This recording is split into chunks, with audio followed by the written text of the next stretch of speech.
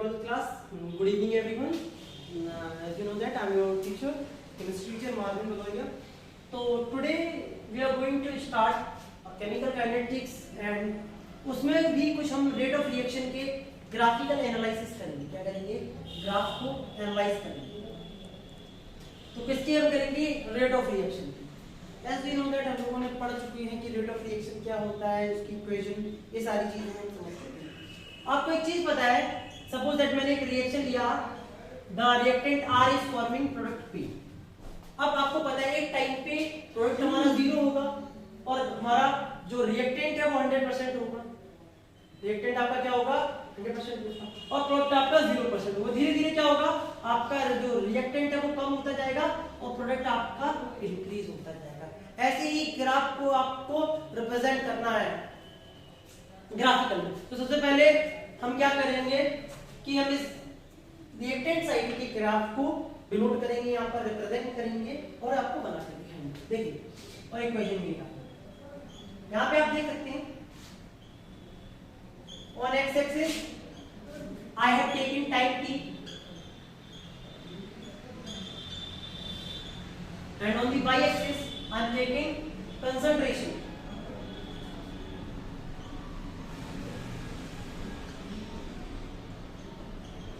एक particular time मैं बोल रहा हूं कि जब आपका कंसंट्रेशन यहाँ पर सपोज है कंसंट्रेशन आपका C0 था और टाइम कितना था? C0 कंसंट्रेशन था. और जैसे जैसे टाइम आपका इंक्रीज होता जा रहा है आपका कंसंट्रेशन क्या होता जा रहा है? डिक्रीज. बहुत इंपॉर्टेंट चीज है. अब मैं T1 टाइम पे आता हूँ. मैंने एक टाइम ले लिया कि मैं T1 पे आ रहा हूँ. तो मैंने T1 पे जो देखा तो मैंने बोला कि यहाँ पर जो कंसंट्रेशन है वो कितनी बेटा? C1 कंसंट्रेशन है. फिर मैं दोबारा दूसरे टाइम पे आया, यहाँ पर मैंने देखा T2 टाइम पे, तो मैंने पहले देखा T1 टाइम पे और यहाँ पर मैं दोबारा आया तो मैंने T2 टाइम पे देखा. मैं T1 टाइम पे मैंने जब कंसंट्रेशन देखा और T2 टाइम पे, तो T2 टाइम पे जो कंसंट्रेशन देखा वो मुझे C2. अब आप ये चीज बोल सकते हैं कि आपने रेट क्या पढ़ा है? रेट आपने जो पढ़ा है, रेट का फॉर्मूला आपने क्या पढ़ा था? आपको याद होगा, रेट बराबर होता है change in concentration. Concentration upon change in time.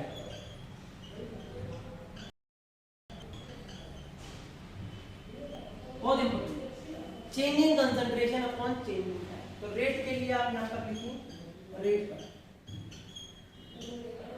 तो रेट का फॉर्मूला भी यही बन जाता था, डेल्टा. अगर हम रिएक्टेंट का लेते थे तो क्या बनता था? Delta R upon delta. अब आपने एक साइन देखा होगा, माइनस का साइन यूज करते हैं. चलिए इस इक्वेशन के लिए बनाते हैं. यहाँ पर देखिए, तो देखिए आपको पता है final concentration, final minus initial, जो भी चेंज देखा जाता है वो हमेशा क्या देखा जाता है? फाइनल से देखा जाता है. तो यहाँ पर हम फाइनल जो देख रहे हैं, फाइनल कंसंट्रेशन हमारा कौन सा है बेटा? फाइनल कंसंट्रेशन हमारा C2 और इनिशियल कंसंट्रेशन है वो हमारा कौन है? C1. इनिशियल और फाइनल यहाँ पर, और ये आपका फाइनल कंसंट्रेशन है. अब बेटा क्या होगा? आप बहुत इंपॉर्टेंट चीज देखनी यहाँ पे कि आपको पता है C2 माइनस C1 और टाइम आपका क्या था? चेंज इन टाइम क्या आया? T2 से कहां पे गए हैं? फाइनल टाइम आपका T2 था, इनिशियल टाइम कितना है? T1 है. तो आप बेटा ये देख सकते हैं ये आपका कंसंट्रेशन है. अब बेटा एक साइन आपका आ रहा है कि आपने माइनस का साइन किया. अच्छा, बहुत इंपॉर्टेंट चीज, बाहर माइनस का साइन किया, ये चीज बहुत. आपको पता है रिएक्टेंट साइड में अगर हम जाते हैं तो आपको ये दिख रहा है कि आपका जो पहला वाला C1 कंसंट्रेशन है स्टार्टिंग के टाइम में, जो T1 टाइम था पहले का समय और बाद का समय, दो समय हमें दिख रहे हैं. एक टाइम हमें दिख रहा है T1, एक T2 कुछ टाइम बाद की बात है. T1 क्या है? पहले से नहीं, थोड़ी बात है. तो यहाँ पर हमने देखा कि C1 जो था वो अधिक था अमाउंट में, किससे? C2 से. तो इसीलिए अगर आपका अंदर का आंसर में देखूं तो जो आंसर अंदर का आएगा वो कैसा आएगा? नेगेटिव आएगा. क्यों आएगा? क्योंकि आपका C1 is greater than C2. अब C1 और C2 में कंपैरिजन किया तो C1 बड़ा निकलोगे, किससे? C2 से. तो अब क्या करें? क्योंकि रेट तो कभी भी नेगेटिव नहीं आ सकती ना, रेट तो हमेशा पॉजिटिव ही रहनी है. तो इसीलिए हम क्या करते हैं? रेट के बाहर क्या ले लेते हैं? माइनस का साइन, नेगेटिव साइन ले लेते हैं, जिससे कि हम रेट को किसमें डिनोट कर सके? पॉजिटिव में. ये बेटा एवरेज रेट के लिए फॉर्मूला था. एवरेज। अब बेटा हम बात करते हैं इंस्टेंटेनियस रेट की। किसकी बात करते हैं? Instantaneous rate. इंस्टेंटेनियस बहुत इंपॉर्टेंट चीज है। इंस्टेंटेनियस रेट होता क्या है ये पहले समझना पड़ेगा। तो एक चीज मैं आपको समझाने का ट्राई करता हूँ। देखिए इंस्टेंटेनियस का मतलब क्या है, मैं इंस्टेंटेनियस रेट को समझाने की कोशिश करता हूँ। ऐसा एवरेज रेट जहां पर जो आपका टाइम है ना वो टेंड्स टू बी जीरो हो जाए। ये आपने डिफरेंशिएशन थोड़ा पढ़ा होगा, टेंड्स टू बी जीरो हो जाए ऐसे समय के लिए। अच्छा मैं ये चीज समझाने का थोड़ा ट्राई करता हूँ। क्या करते हैं, 2 पॉइंट ले लीजिए टाइम के, इतने ले लीजिए कि बहुत नजदीक टाइम डिफरेंस में आपको थोड़ा सा मतलब माइक्रो सेकंड्स का, क्षण भर का भी समय ना लगे उस टाइम ड्यूरेशन में। सपोज दैट आपने पहला कंसंट्रेशन जो चेक किया वो आपने शाम को 7:07 या 7:07 और 7 माइक्रो सेकंड पे चेक किया जाके। फिर दूसरा आपने टाइम चेक किया जाके, कंसंट्रेशन दूसरी बार जो चेक किया है वो 7:07 और 7 माइक्रो सेकंड पे टाइम चेक किया। मेरे दोनों बात तुम बड़ा ध्यान समझना। पहला जो समय था वो 7:07 7 माइक्रो सेकंड पे चेक किया। दूसरा जो कंसंट्रेशन आपने चेक किया वो कितने पे किया जाके 7:07 और 7 और 8 माइक्रो सेकंड पे। तो जो डिफरेंस है वो कितना है? ओनली 1 माइक्रो सेकंड का डिफरेंस है। अब 1 micro second is very minute time, बहुत छोटा समय है। इट्स बोलते हैं ना कि अप्रोक्सीमेटली इतना तो पता नहीं कितने सेकंड हम लोगों ने बात करने में, लेक्चर देने में ही वेस्ट कर दिए हैं। देख रहे हैं ये चीज समय बर्बाद होता चला जा रहा है। ये देखिए समय व्यतीत हो रहा है, टाइम एक्सपेंड हो रहा है। ये चीजें आपकी लाइफ से निकलती जा रही हैं, वापस नहीं आनी। तो ऐसे ऐसे समय भी क्या हो रहा है, धीरे धीरे खत्म हो रहा है। तो टाइम एक्सपेंड हो गया, बहुत छोटा सा समय, इतने समय में क्या चेंज आया हो। ऐसे समय को हम बोलते हैं इंस्टेंट, ऐसे रेट को हम बोलते हैं इंस्टेंटेनियस रेट। ऐसे रेट को हम क्या बोलते हैं? इंस्टेंटेनियस। तो यहाँ पर क्या करेंगे, दोनों पॉइंट बहुत नजदीक आ जाएंगे। तो यहाँ पर आप क्या डालेंगे? टेंजेंट डालेंगे, और टेंजेंट डाल के आप क्या निकालेंगे? उस जगह की स्लोप निकालेंगे। क्या निकालेंगे? स्लोप। तो स्लोप निकलोगी, लाइन आपकी कैसी है? कर्व्ड है, तो आपको स्लोप निकालनी पड़ेगी। और जो स्लोप होगी बेटा वही आपकी क्या होगी? स्लोप आपकी क्या होती है? tan theta. और स्लोप ही आपको क्या बता देगी? स्लोप आपको रेट बता देगी। स्लोप ही आपका क्या होगी? कौन सा रेट होगी? Instantaneous rate. तो उसके लिए जो फॉर्मूला बनता है इंस्टेंटेनियस रेट के लिए वो क्या बनता है? मैं लिख दे रहा हूं यहाँ पे। अगर आप लोगों को ये चीज थोड़ा समझ में कम आए तो मैं बता रहा हूं, मैं डिफरेंट अलग से वैसे ग्राफ बना के आपको इंस्टेंटेनियस का ग्राफ बना के डिफरेंशियल फॉर्म में दिखा दूंगा, ठीक है? अगर आपको ये चीज क्लियर नहीं हो। वैसे बच्चों को आ जानी चाहिए, क्योंकि आपने फिजिक्स में 11th क्लास में ही पढ़ा होगा। जब आपको डिफरेंशिएशन, बेसिक डिफरेंशिएशन पढ़ाया जाता है तब आपको यहाँ पे स्लोप निकालनी सिखाई जाती है। तो स्लोप आप निकाल लीजिए, 2 पॉइंट्स इतने नजदीक है, तो यहाँ पर उनका डिफरेंस क्या हो जाएगा? dt माइनस dt, एक dt1 होगा, एक dt2 होगा। दोनों का डिफरेंस जो होगा वो क्या होगा? dc माइनस dc1, मतलब dc2 माइनस dc1। इन दोनों का डिफरेंस आप निकाल। सपोज दैट मैंने एक टाइम ले लिया, तो बहुत छोटे-छोटे टाइम होंगे इंस्टेंटेनियस रेट के, बहुत छोटा सा समय होगा, बहुत छोटा सा माइन्यूट समय होगा जिसमें आप रेट का डिफरेंस निकालेंगे। तो इंस्टेंटेनियस रेट के लिए क्या हो जाएगा फॉर्मूला? रेट बटा जाएगा minus dr upon dt। Very, तो change in very small concentration upon change in very small time.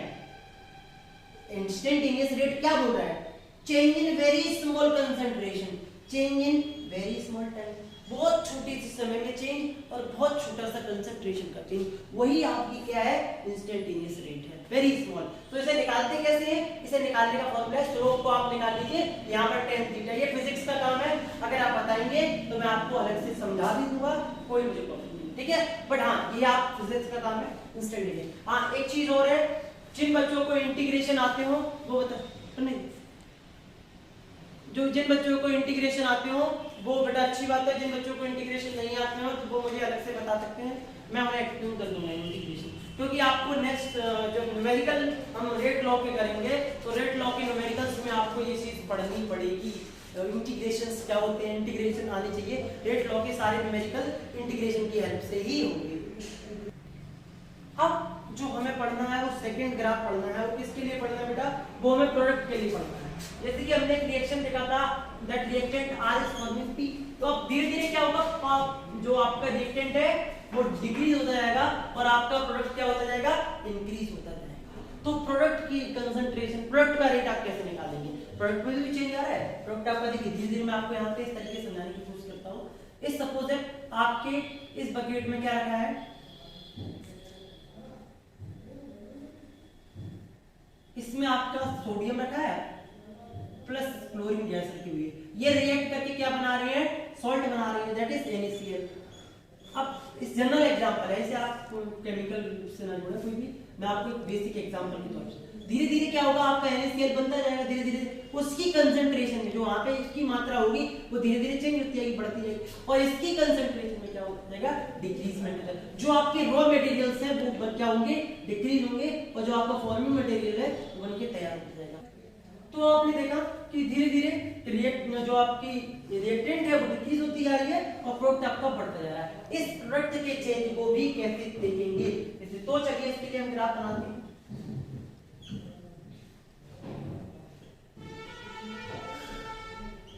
तो यहाँ पर मैं आपको ग्राफ बना के दिखाता हूँ किसका, प्रोडक्ट के लिए। तो प्रोडक्ट के लिए जो ग्राफ बनेगा वो कहाँ से बनेगा, इनिशियल से फाइनल में, तो कुछ इंक्रीजिंग ऑर्डर बनेगा, किससे बनेगा, यहाँ पर क्या, यहाँ पर आपने टाइप ली है और यहाँ पर आपने इनिशियल वैल्यू 0 ली है, 0 से लेकर 0 कंसंट्रेशन होगा प्रोडक्ट का, और फिर धीरे यहाँ पे क्या लिया, पाई एक्सिस पे आपने कंसंट्रेशन ऑफ प्रोडक्ट। अब आप देखते जा रहे हैं कि प्रोडक्ट की कंसंट्रेशन क्या हो रही है, increase.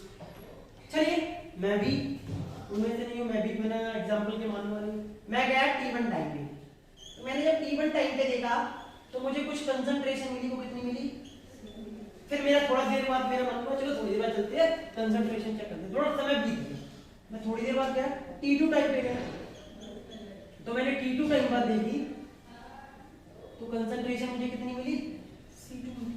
Wow, this is change. क्या हुआ, जो कंसंट्रेशन थी उसमें कुछ ना कुछ चेंज आ गया है, तो आपको चेंज देखने को मिल रहा है, लगभग आपका चेंज आ रहा है। तो उस चेंज क्या होते हैं, हम पढ़ चुके हैं बार बार, रेट मुझे बताने की जरूरत नहीं है, रेट बराबर क्या होता है, चेंज